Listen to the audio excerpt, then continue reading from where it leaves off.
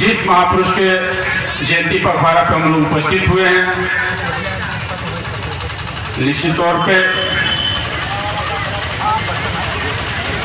आज जो जरूरत है उनके विचारों को बढ़ाने की, उनके पद चिन्हों पे चलने का, उनके बनाए हुए संविधान को संरक्षित करने का जो कर्तव्य हम लोगों के ऊपर है, उसे करने की जरूरत है। आज मैं विगत कुछ वर्षों से देख रहा हूं, बाबा साहब की जयंतियां सिर्फ कुछ संगठनों द्वारा ही नहीं, आज प्रत्येक गांव में और किसी एक समुदाय के द्वारा नहीं, कि सिर्फ दलित समाज के द्वारा और शोषित समाज के द्वारा ही आज सभी लोगों के द्वारा मनाई जा रही है।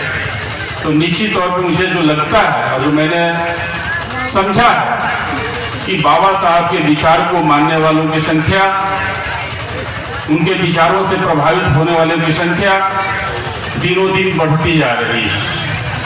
आज देश ही नहीं, प्रदेश ही नहीं, पूरे विश्व में बाबा साहब की जयंती मनाई जा रही है। और इस वर्ष तो विशेष रूप से मैं देख रहा हूं कि हर जगह, हर चौक चौराहे पे, हर गली में, हर गांव में इस बार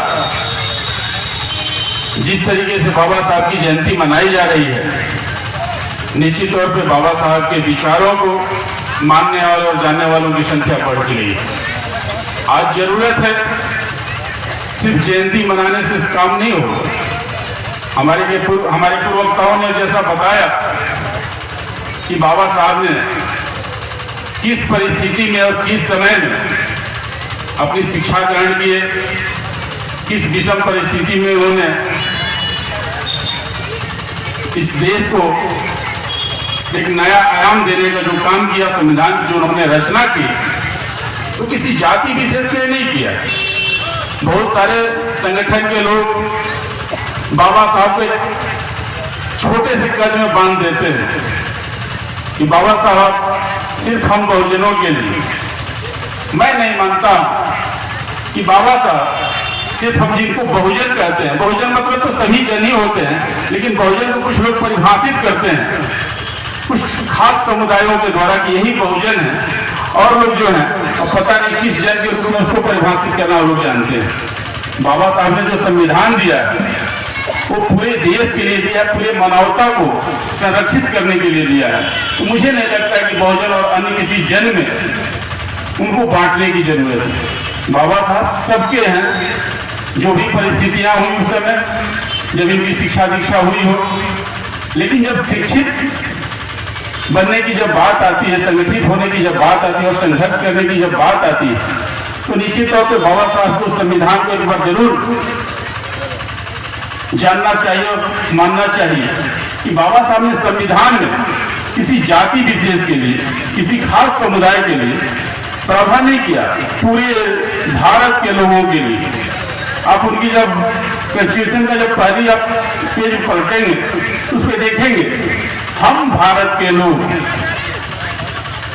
यानी भारत के सभी लोग उसमें आते हैं, किसी जाति विशेष के लोग नहीं आते। तो निश्चित तौर पर बाबा साहब के विचार को मानने वालों की संख्या आज बढ़ रही है।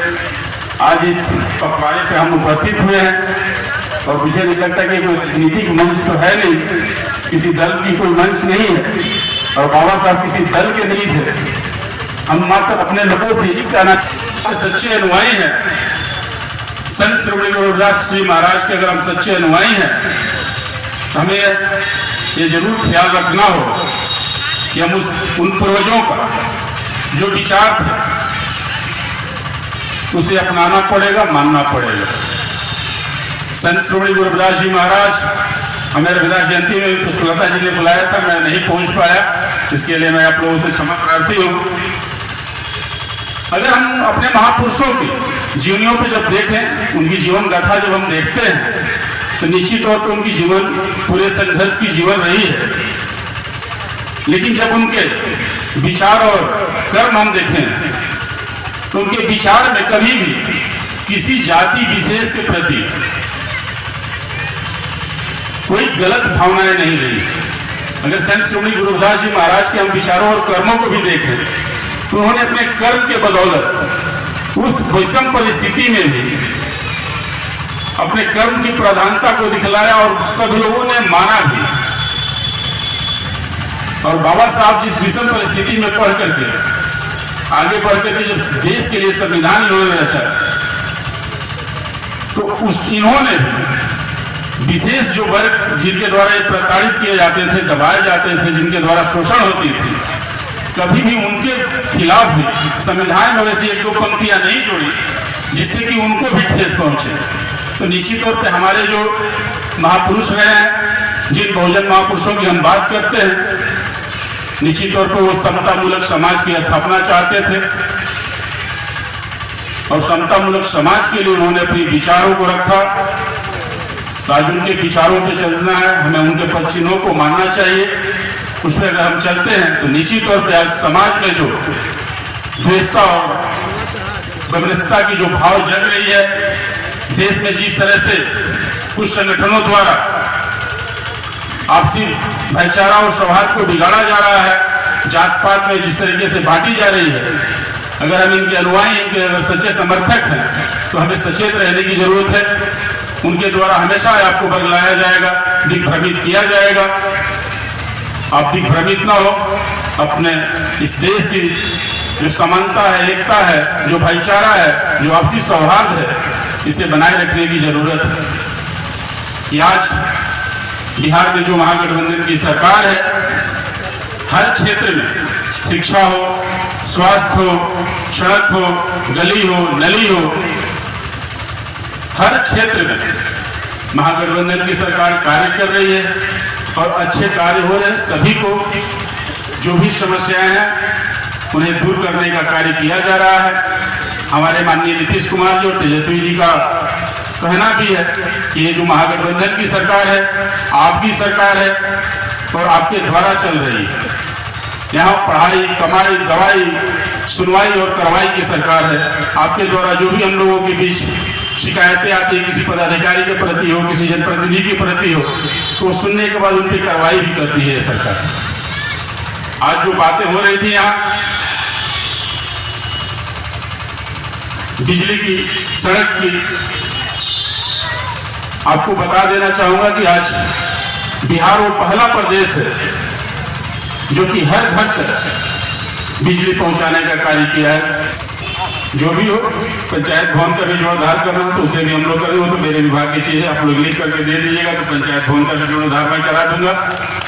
इस कल्याण छात्रावास के बारे में मैं आपको बता दूं कि निश्चित और बहुत ही गंभीरता के साथ मैं लेते हुए इस कल्याण छात्रावास का जीर्णोद्धार कार्य कराने का मैं कार्य करूंगा। 2024 की बात हो रही थी, महिला सशक्तिकरण की बात हो रही थी। हमारी दो महिलाएं यहाँ बैठी हुई है, माताएं बैठी हुई है। एक छोटी बच्ची ने भी काफी भोजपूर्ण अपनी बातों को रखा। दिशा की प्रतीक्षा में पुस्तक भी हमें भेंट की। अच्छा लगा कि जब ऐसे ऐसे नौनिहाल बच्चे जब लोगों को जागृत करेंगे तो निश्चित तौर पर जागृति आएगी, और जब महिलाएं जागृत होती हैं तो पूरा समाज ही जागृत होता है। आज आप देख रहे होंगे शिक्षा के क्षेत्र में भी जिस तरह से बच्चियां जिनको कि कभी पढ़ने के लिए स्कूल नहीं भेजा जाता था, आज आप मैट्रिक की रिजल्ट देख लें, इंटर की रिजल्ट देख लें। आज अगर कोई टॉपर है तो बच्चियां ही टॉपर हैं पूरे प्रदेश में। हो सकता है आपके जिले के भी टॉपर हमारी बच्चियां ही हों। तो शिक्षा के क्षेत्र में अमूलचूल परिवर्तन हो रही है। हमारी सरकार बीच में जो चर्चाएं थी कि पंचायत के द्वारा जो हमारे शिक्षक बहाल किए गए उनमें कहीं न कहीं गुणवत्ता की कमी थी, ओजस्वी शिक्षक नहीं थे। सरकार ने नई शिक्षा नीति ला करके बिहार लोकसेवा आयोग द्वारा 3 लाख शिक्षकों की बहाली का भी प्रारूप तैयार हो चुका है। बहुत ही जल्द 3 लाख शिक्षकों की बहाली हम लोग कर रहे हैं ताकि हमारे जो नौनिहाल बच्चे हैं जो सरकारी विद्यालय में पढ़ते हैं उन्हें गुणवत्तापूर्ण शिक्षा भी मिल सके। ऐसे बहुत सारे कार्य हैं जो किए जा रहे हैं और आने वाले समय में बहुत सारे कार्य जो बाकी हैं वो किए भी जाएंगे।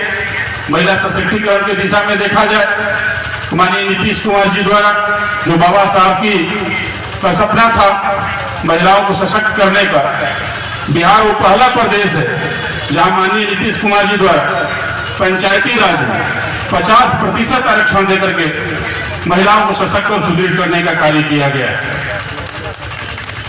तो आज हर क्षेत्र में कार्य हो रहे हैं, सभी कार्य होंगे। 2024 की बातें हो रही थी, ईवीएम बदलने की बात हो रही थी। मुझे नहीं लगता है कि ईवीएम बदलने की जरूरत पड़ेगी। हमारे एक वक्ता ने कहा भी कि जरूरत है हमें समझने की, अपने नेताओं को पहचानने की। अगर आप सही समय पे, सही जगह पे, सही बटन दबाएंगे तो मुझे नहीं लगता कि ईवीएम में कोई दोष हमको खोजने की जरूरत पड़ जाएगी। 2024 आपका है, आपने जो सरकार अभी तक बनाई है उसकी सारी रूपरेखा को आपने देखा है। महंगाई, बेरोजगारी और भ्रष्टाचार पर, इन जिन मुद्दों पर लेकर के सरकार सत्ते में आई थी, 15 लाख रुपया प्रत्येक जन के खाते में देने की जो बात किए थे, 2 करोड़ नौकरी देने की जो बात हुई थी, उसके बाद पता चला कि ये चुनावी जुमला था। और पुनः 2024 में भी इससे भी बड़े बड़े जुमले हो सकता है फेंके जाएंगे। अब आप बटोरते हैं कि उसको फेंकते हैं, ये आप पे डिपेंड करता है। मैं नहीं कहूंगा कि 2024 में किसकी सरकार बननी चाहिए, नहीं बनेगी। 2024 आपको तय करना है कि 2024 में आप किसको लाते हैं। ये मैं आप पे छोड़ता हूं कि आज रुतबा मेरे सर को तेरे संविधान से मिला है। रुतबा मेरे सर को तेरे संविधान से मिला है। ये सम्मान भी मुझको तेरे संविधान से मिला है। औरों को जो मिला है वो मुकद्दर से मिला होगा। औरों को जो मिला है वो मुकद्दर से मिला होगा। मुझे तो मुकद्दर भी तेरे संविधान से मिला है। इन्हीं शब्दों के साथ अपनी वाणी को विराम देते हुए जय हिंद, नमो बुद्धाय। तो वीडियो कैसी लगी कमेंट में अपनी प्रतिक्रिया दें, वीडियो को शेयर करें।